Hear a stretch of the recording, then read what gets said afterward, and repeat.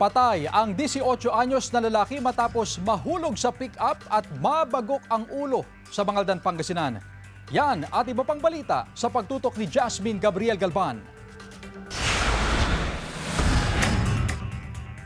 Nasawi ang panganay na anak ni Maylene matapos aksidenteng mahulog mula sa sinakyang pick-up sa Bangaldan, Pangasinan.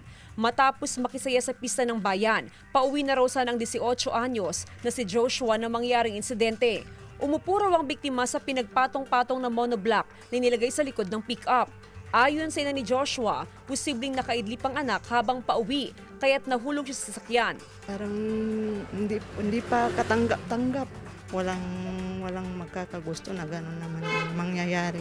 Siyempre, pistan, nakainom, nakaidlip, kaya yun, kaya nahulog. Pagkahulog, nabagok ang ulo ng biktima sa semento. Dinala pa sa paggamutan ng biktima pero hindi na umabot ng buhay.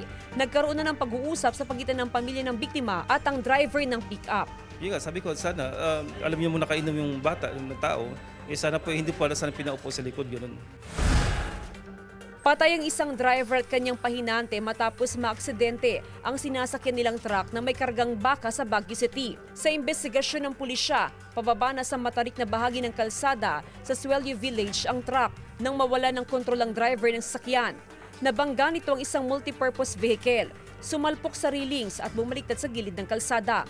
Sugatan din ang kasama nilang binatilyo. Patay rin ang 4 sa 5 baka na karga ng truck.